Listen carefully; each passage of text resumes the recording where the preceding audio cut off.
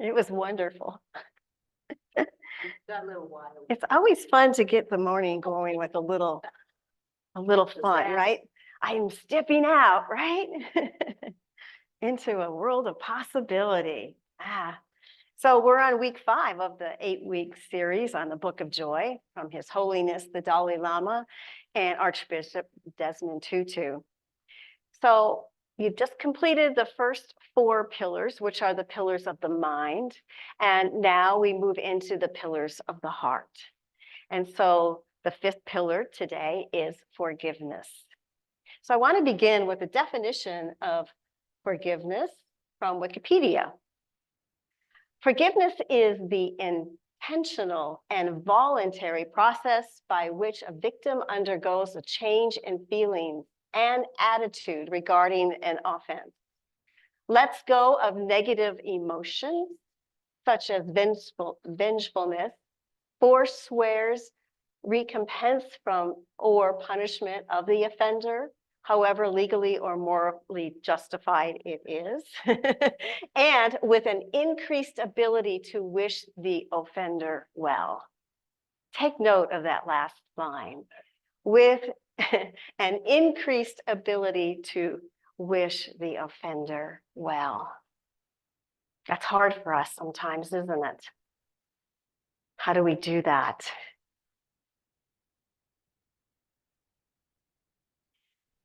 The entire chapter is about this process, the process to be able to wish somebody else well, even when they've done an egregious act or a harmful act to us, to someone else. Could be something that we've done, because we need to learn to forgive ourselves also. And we all know, because I talk about forgiveness all the time, as you know, it's one of my personal tenets, that forgiveness is not about condoning the action. We don't condone the action. And we can forgive without excusing the person. We don't want to make excuses for them or even denying that something happened. Those are all things that keep us in the state of unforgiveness. The Archbishop Tutu writes this: forgiveness does not mean you forget what someone has done, contrary to the saying, forgive and forget.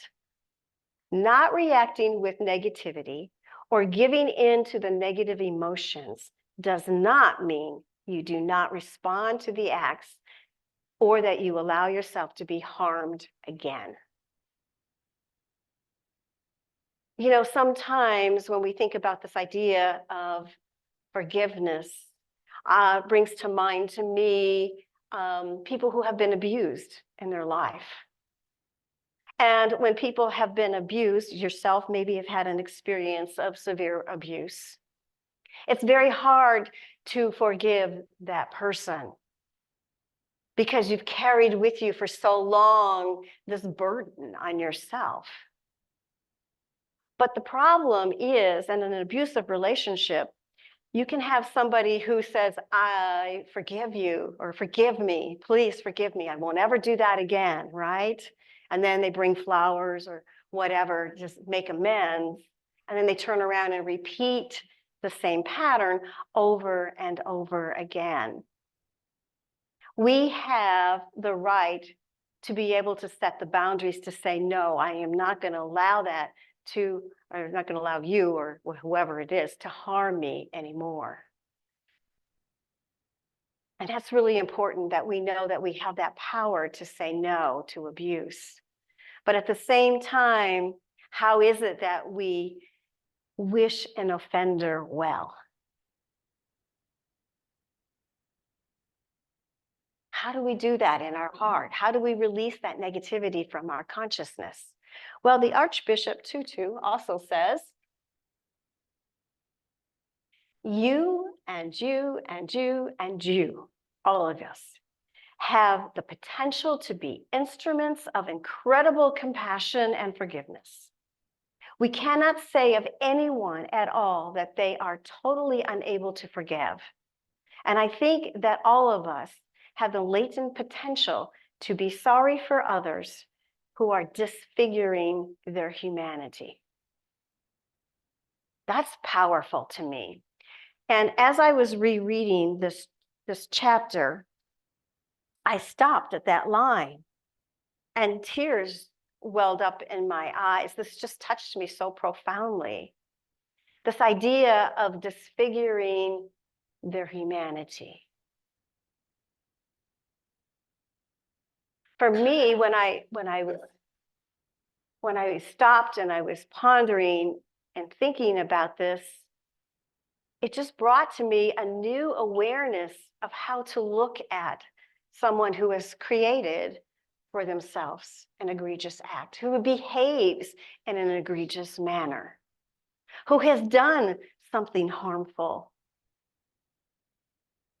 And I began to sit and think about the things of my past and those people that I have worked on forgiving over my lifetime. And it brought to my mind that it's really about their soul, right? Disfiguring their humanity.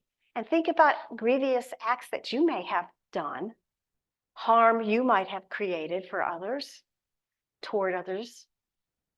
And hasn't that just eaten away at your soul just a little bit? Taken something from you? The idea of disfiguring our humanity literally did take my breath away. And when we do something against another or another does something against us, whether it's conscious or unconscious, we are forgetting our divinity and we are disfiguring our humanity. One of the stories in the book that touched me so much was the little boy who wrote the letter to the Dalai Lama. And he said, "Can you forgive China for all of the harm and pain they have caused you and your people? Do they deserve it? Do they deserve it? Do they deserve to be forgiven?" Dalai Lama answered him by saying this. The other day, I mentioned the 10th of March, 2008, when spontaneous protests began in Tibet. I deliberately tried to keep compassion and a sense of concern for the Chinese hardliners.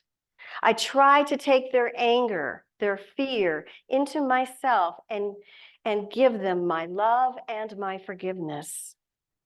This is our practice of taking and giving of Tonglen. It was really very helpful to keep my mind calm. In our struggle, we deliberately tried to stop ourselves from developing anger or hatred.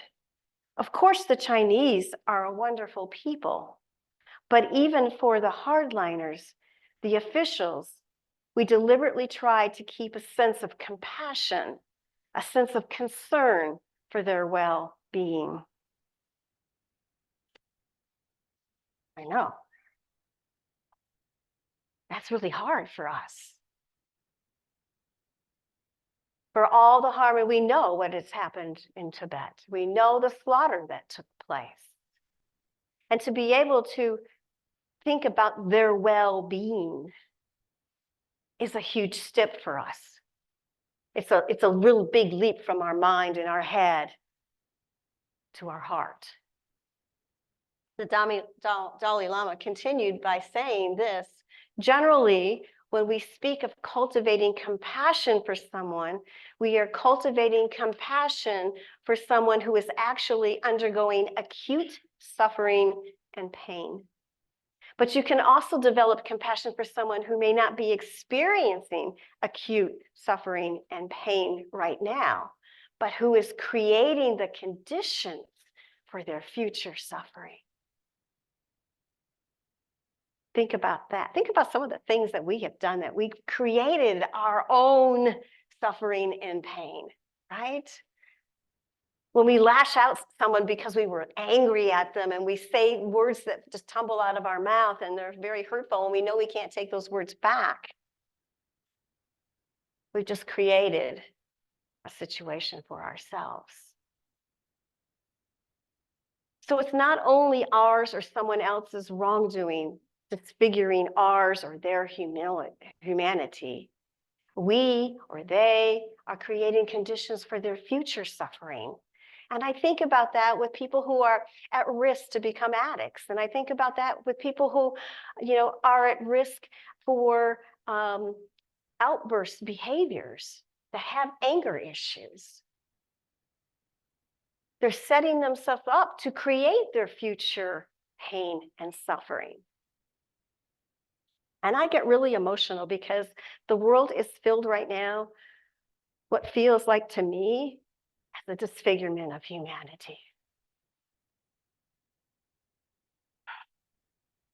And we can so easily be pulled into this collective consciousness of hate and revenge and conflict. It's all around us now. And it really hurts and rips at my heart and soul. I think that you have this beautiful opportunity to come and pray for peace in our world every Thursday night. We need to help shift that collective consciousness. And more than that, we need to allow ourselves not to fall into it, to be victims of it. How did we get here? I don't know. We could talk about that all day long, how we got here. But what I see, what I really feel deep inside, is that we have forgotten who we are. We have forgotten and we have separated ourselves from our Creator, from our source of good. We have allowed ourselves to fall away as humanity. I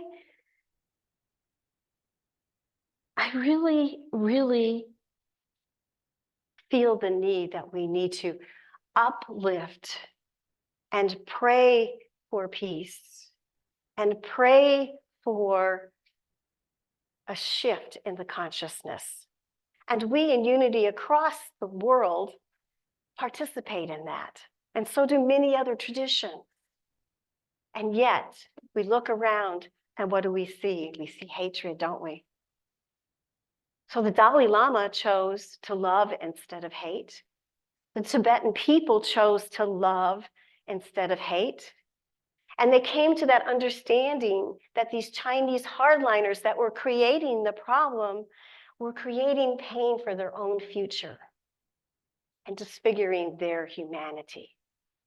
And I also recall and think about back in World War II, the atrocities that were committed by Hitler and his followers in those gas chambers. And every person that participated in those acts was disfiguring their humanity and causing their future pain and suffering. The same is true with the hate we see today in the world between Israel and Palestine, Russia and Ukraine, China, North Korea, races against races, religions against religions. Can we stop this craziness, this hate?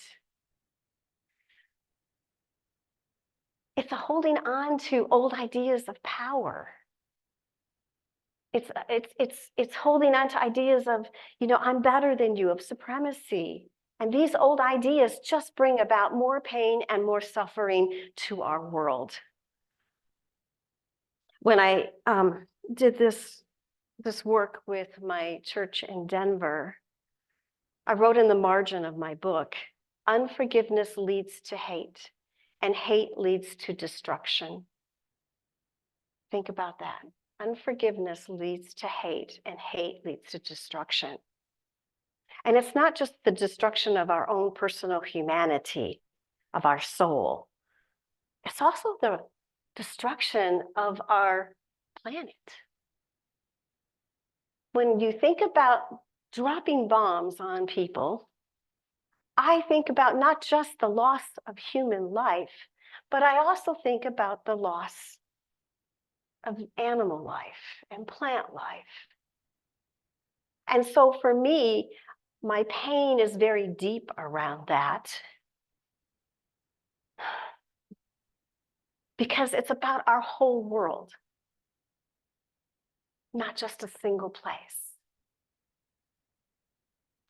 So hate, my friends, is a strong word. And hate engages strong emotions. Emotions that are so negative that our body and our soul are soiled and poisoned. Hate is just anger in disguise. And it comes with a need for revenge or vengeance. I think I've shared with you before the story about my mother. She was so filled with hate toward my father from his affair and his divorce from her. For her whole life, she died on her deathbed with that hate, and she developed cancer and died at the age of 77. And I truly believe it was because she kept in all those feelings of anger, and all she talked about was revenge and vengeance against him.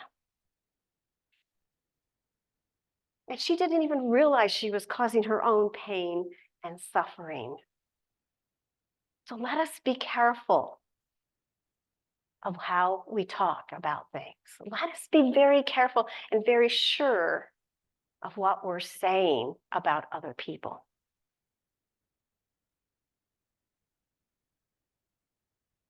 I believe that to understand the emotions of hate, that we really need to understand love, because love is the opposite of hate. And the Dalai Lama reminds us that we must stop and ask ourselves, how was I involved in this? What was my part in this? Because there's always a part, even if it's unconscious. What have we contributed to the situation of our world? In fact, all of our behaviors, all of our attitudes, and even our consciousness of the us versus them mentality contributes to the world we see today. And I love that the Dalai Lama reminds us that when we think about the causes and conditions, then we realize that we are actually angry at the causes and the conditions that lead to the situations and the acts that come with them. Then we can ask ourselves, what are the underlying issues in causing this? You know, we've been working at trying to solve this Israel-Palestine issue for many, many, many, many years, centuries, really. And are we willing to really look at the underlying causes and conditions that keep this hate alive? The Dalai Lama writes this: the actor and action, or the person and what he has done, where the wrong action is concerned, it may be necessary to take appropriate counteraction to stop it toward the actor or the person. However, you can choose not to develop anger and hatred. This is where the power of forgiveness lies, not losing sight of the humanity of the person while responding to the wrong with clarity and firmness. So I want to ask you, isn't this our moral dilemma of today? How do we respond? How do we respond to wrongdoing, whether it be to the epidemic of shoplifting that's going on and closing stores, all the way to the response to the death of civilians or soldiers? How do we really respond? I do think it's a moral dilemma that we need to look at today. But you and I in this room and throughout Unity and New Thought, we know the universal truth. And we know that that universal truth is that love is the perfect energy. And as we move that energy of love, as we take in our compassion toward the what's happening in the world, and it begins to penetrate within us as we allow it to penetrate within us. It becomes impossible for us to hate. There's just no room there for us to hate. Disapprove? Yes. Condemn? Of course. But hate? No. You see, by our very existence here, we're always moving energy. We're always exchanging energy. I'm exchanging energy with you today. You're exchanging energy with me. If you go into a store, we're walking by people, we're always exchanging energies. The trees exchange energies with us, the grass, animal life, all of us are energy. So we can take that energy and we can move it into a positive form within ourselves, because it has to begin with us. And we can dance in that perfect divine energy of love, or we can wallow in the negative emotions that catch us up into error thinking, as we like to call it. So the Dalai Lama and the Archbishop Tutu, as you've noticed in this book, which I just love, have chosen to dance with that perfect divine energy of love and with joy and with compassion. They're not sticking their heads in the sand and saying everything is wonderful and being Pollyannas. They know what's going on in the world that they live in. And yet they're choosing to dance with a different type of energy. And they have learned that secret of forgiveness. The divine spark within us is just pure love. And when we find ourselves in the midst of suffering, we're able to tap into that divine spark that's in us, that love, that life, and to heal it. And to me, that is what ultimate forgiveness is about. It's about healing. And isn't that also what our unity movement's about? It started on the basis of healing, prayer and healing. So the cycle of revenge and the cycle of forgiveness goes on. And in the book, I think Archbishop Tutu said, when a hurt or harm happens, we can choose to hurt or we can choose to heal. What will you choose? We can choose forgiveness.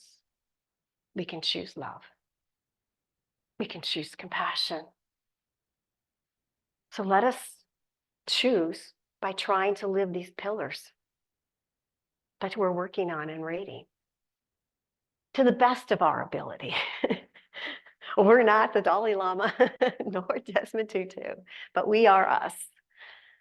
And we have the capacity within us to be love and to be compassion in the world. So this morning, I want to take you into that meditation process of Tung Lin. And how many are familiar with Tung Lin? I figured a few of you would be. It's an odd kind of meditation because what we're going to be doing is I'm going to teach you how to breathe in pain and suffering and breathe in the darkness and the heaviness, and then to breathe out love and healing. So I'm going to ask you first to think about a person or a group of people who you have a lot of compassion for. As we begin, I'm going to talk you through the meditation. First, we're going to sing a song, Let There Be Love. I mean, there is only love. There is only love. And I want us to sing it softly and from the heart to put you into the space of being able to take on the pain and the suffering of someone or a group. And I'll guide you through the meditation as we come to it. Mark?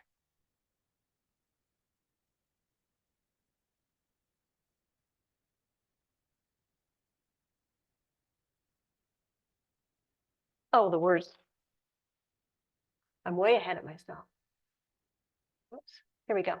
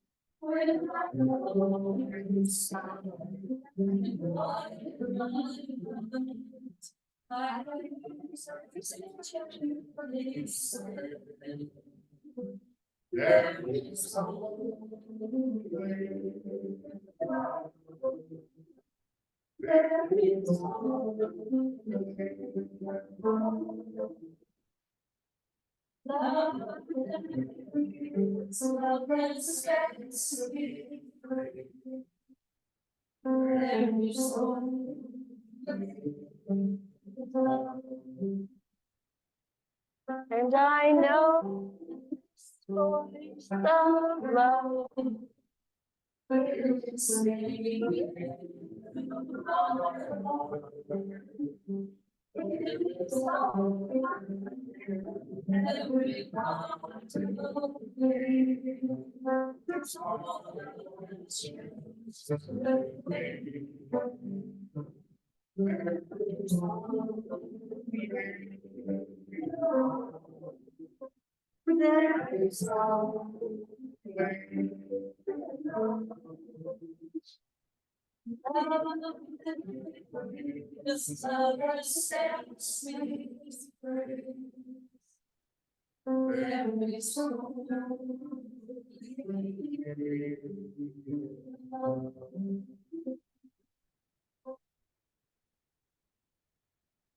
So I ask you and invite you to gently close your eyes. And I'm going to use my Tibetan bells. And I want you just to feel the vibration of them until it goes away.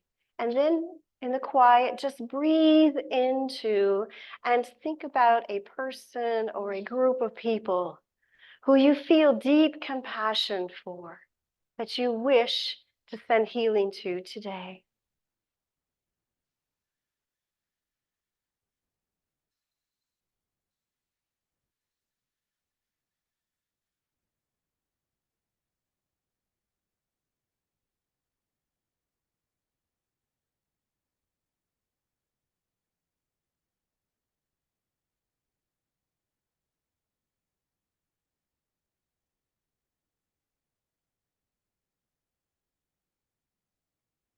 Open your heart and see and feel the pain and suffering.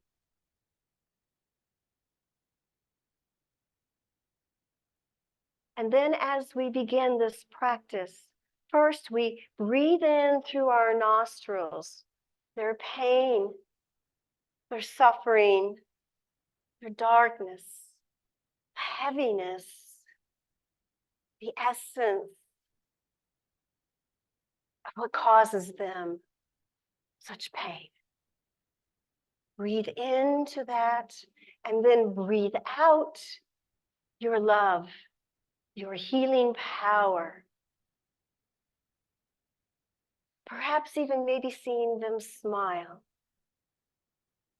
And continue to breathe in the pain and suffering and breathe out love and healing to them. We're going to sit and do this, breathing in the pain. Allow it to be in your heart. Feel it in your being. And then with that same force, Send out love. Send out healing. Send out smiles and happiness and joy. Perhaps see them in the light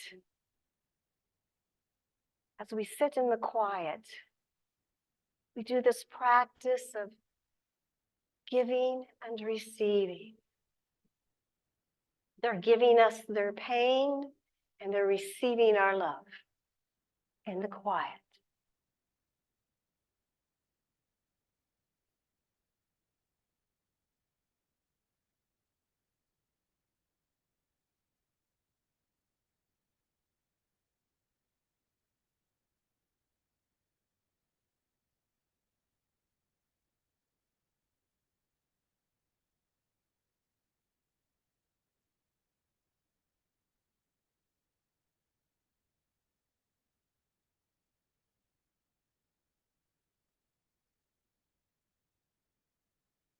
Feel your compassion deepen.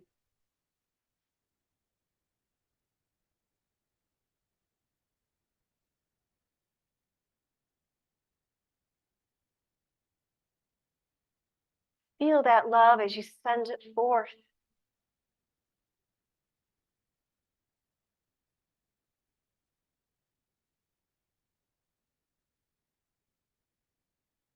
Feel that divine energy moving and shifting and changing as you send out that healing. You have the power to heal, to love.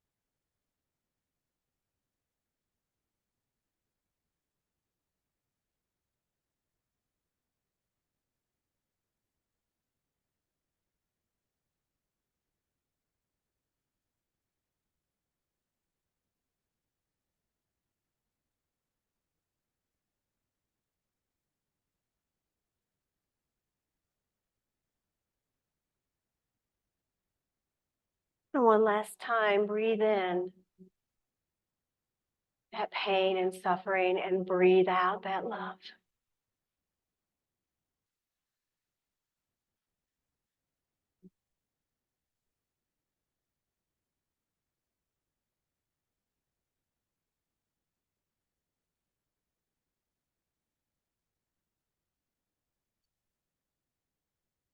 And know that as you leave this place today, that this practice you can take into your heart at any time. And when the burden of the world seems too great to bear, you can use this practice and give your healing, send your love, and help shift that consciousness out to the ethers, through the energies, into the world. And so it is. Amen.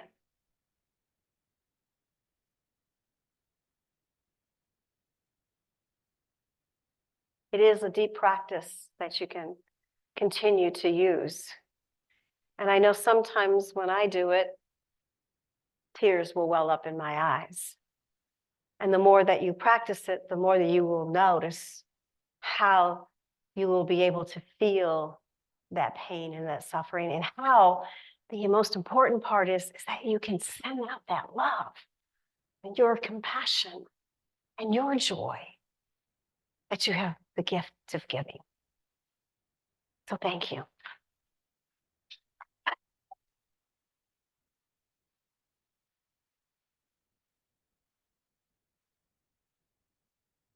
So as we close out today, let's stand up and do our prayer of protection together. And when we're saying our prayer of protection today, when we use that word us and I am, think about who it was and that you were just in prayer with and send it out to them. Okay, together. The light of God surrounds us. I am the light of God. The love of God enfolds us. I am the love of God. God protects us. I am the power of God. The presence of God watches over us. I am the presence of God. Wherever we are, God is, and all is well. And we know that. True.